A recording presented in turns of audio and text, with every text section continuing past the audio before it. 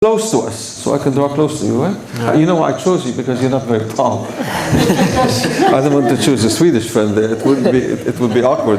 What else? Placing us close by his side, encircling us with his human arm. Encircling you. I cannot encircle him because my hand is short, right? I cannot. But Jesus' arm is long enough to encircle anybody. I don't care how big and small you are, his arm is long enough to encircle you. And what else? While with his divine arm, he grasped the throne of the infinite. What a picture. You know, how my mother got this picture, I have no idea. She was illiterate. We didn't have Ellen White's writings translated yet, but she had this concept of mind that I have in this book. Let me come back to this here. What does he do? He uses human arm, loving human arm. What does this represent? Jesus as the Son of Man. Yes. By the way, he's the Son of Man, he's the Son of God. Yes. What does he do with his human arm as the Son of Man? He encircles us. What does it mean to encircle? Josh? To completely surround. Completely surround. Yeah. It comes from the word circle, meaning when Jesus prays for us, he encircles us. That means he surrounds us. There's nothing about us he doesn't cover. There's nothing about us he doesn't care about. We are totally covered. He encircles us. And then, with his divine arm, what does he do with his divine arm? He grasps the throne of the infinite. You know, Ellen White compares that to the ladder that Jesus showed Jacob in Genesis 28. Have you thought of that as illustrating what prayer is about?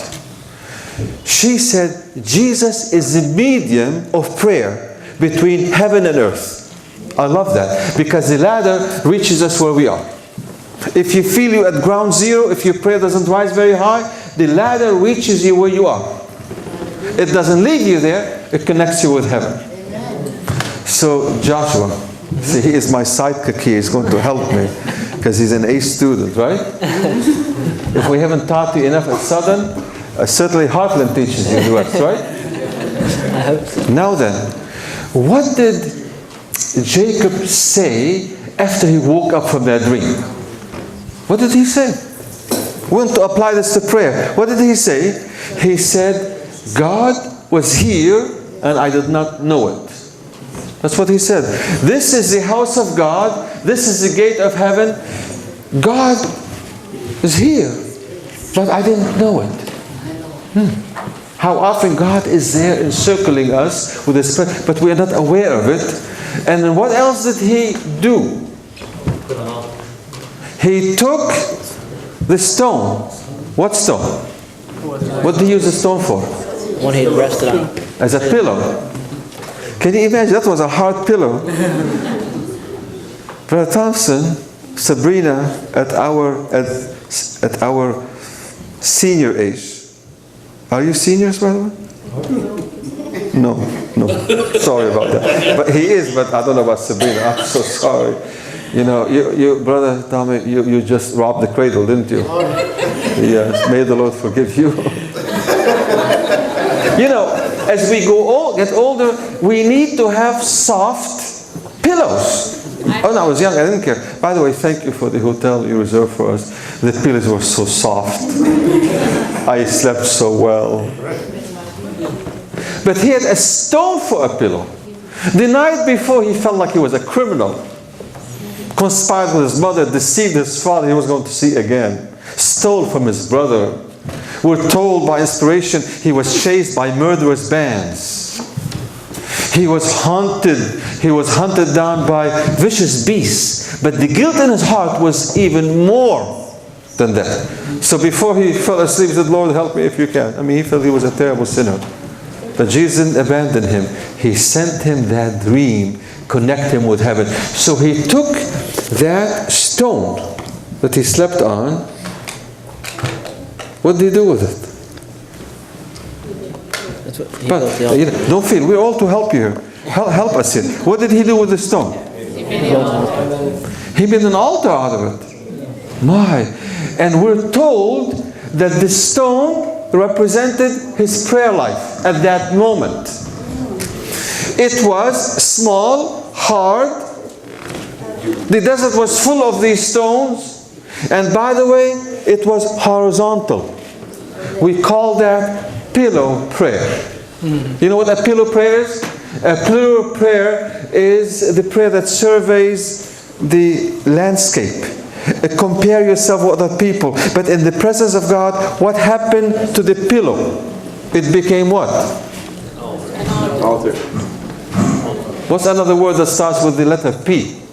Instead of being a pillow prayer, it was transformed into what? A pillar prayer. Yes. We have some people that would like a translator, about 3 people, and Australia is willing to. Do you need a translator? Please do the translation. Even if it's one person, are they in the back? Oh, Anybody who wants translation, you can go and be in the back and they could translate for you. ¿Hay alguien acá que necesita traducción? I think it's better because this way you can get the whole thing, not just part of it. Because I know the feeling when I learned French in France. You know, it was good, I understood some of it. It's nice to have the whole thing understood. Are you still willing to be with me? Yeah. You know, are you going to be with them or? Yeah. Here, right there. ¿Solamente una persona? Una persona? ¿Dos? ¿Tres personas? Okay, you want us to just go to the back row? Yeah, if you want translation, so you can understand the whole message, not just part of it, you can go back there and you could translate. Okay. Just don't raise your voice higher than mine. I really appreciate that. You're welcome. What's your name? Estrella. Estrella? What's your last name? Carpenter. Carpenter. Yeah. You know what I said the first time I met her? I said, what college are you going to? I thought she was a college student. And you told me what? That my college years are long gone. I'm going to be 37 in December. I thought she was a college student. She said she's 37. That's amazing. Thank you for helping us. No problem. Okay? And my English is clear to you? Yeah. Even though I'm a foreigner, you understand? Even though you're a foreigner. Okay. Also, if you happen to be a redneck, you could join her because, you know, my accent is not southern exactly. Except when I talk to my students, I say, whale? You know how, whale? I say it. You know, it's, I was giving a Bible study to a family in Ringo about heaven and hell. You know, heaven and hell. Heaven is where the righteous go, hell is where the wicked go. And they were so confused about my Bible. He said, what are you talking about? I said, heaven and hell. We don't know what you're talking about. I said, well, you know, heaven is the place where the good people go. And the hell is where bad people go. Oh, you mean to say haven and hail? And I guess when you really, you know, hail, I mean, that sounds quite different. And also,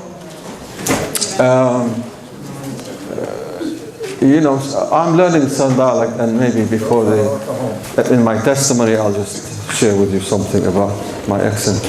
So let's go back to this here.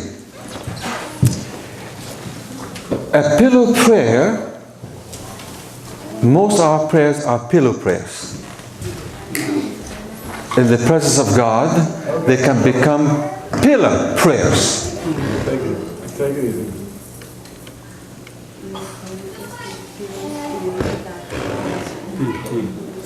Pillar prayers. There's a big difference.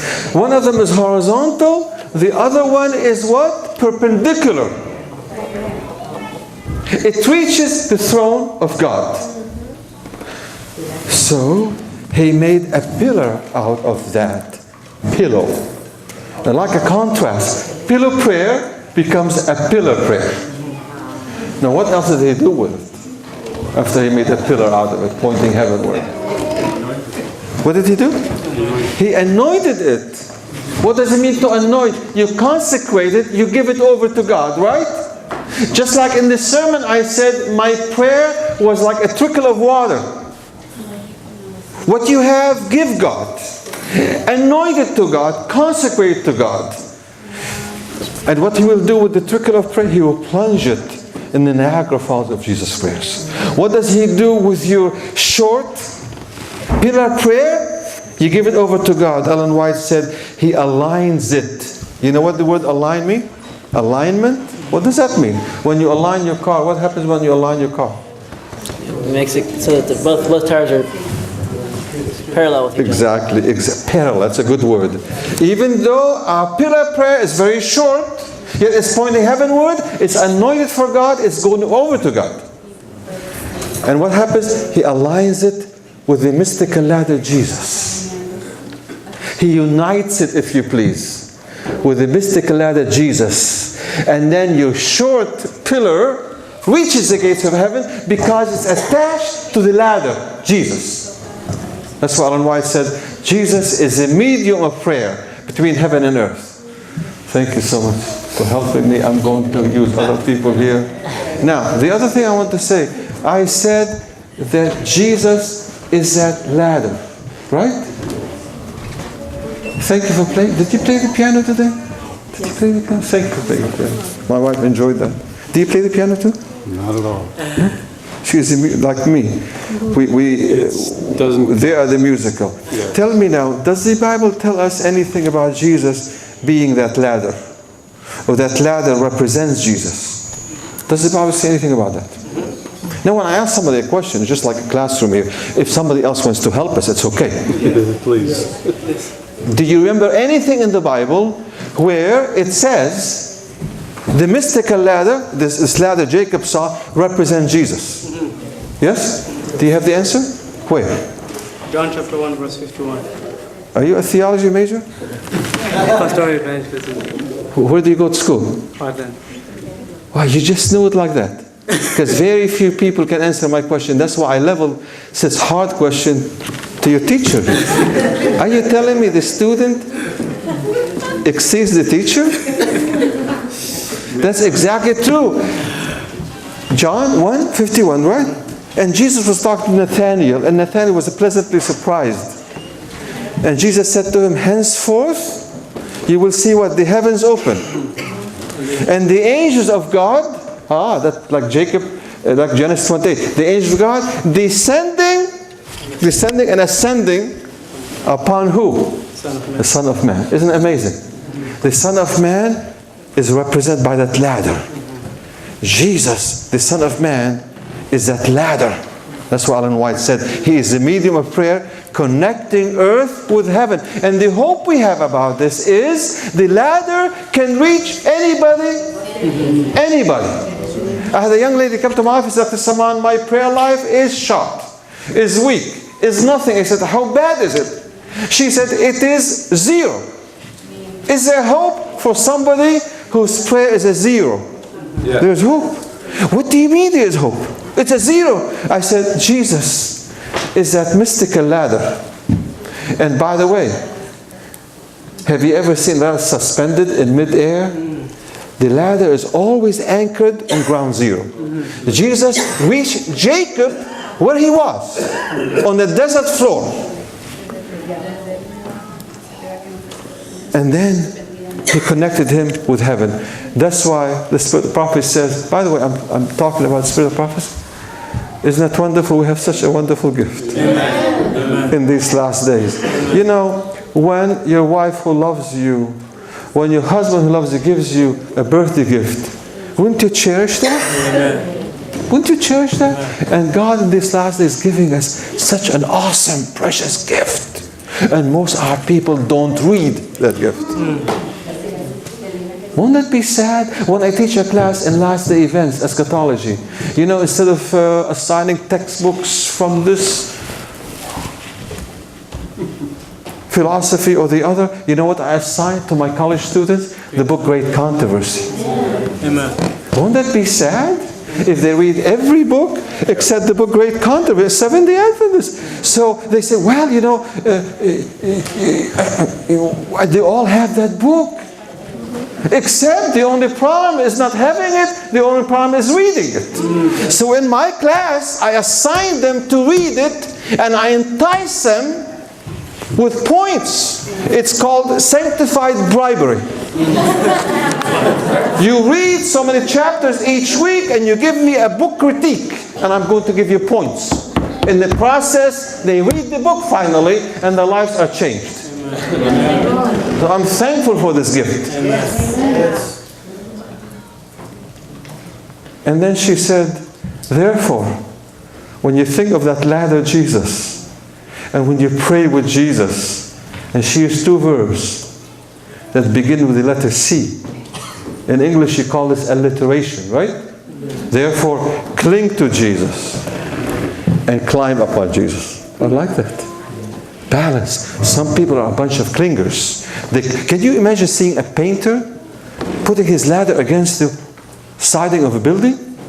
And you see him early in the morning at 7 o'clock, and you come in the evening at 7, 12 hours, he's still clinging to the ladder. No. And there are others who don't want to cling to Jesus. They just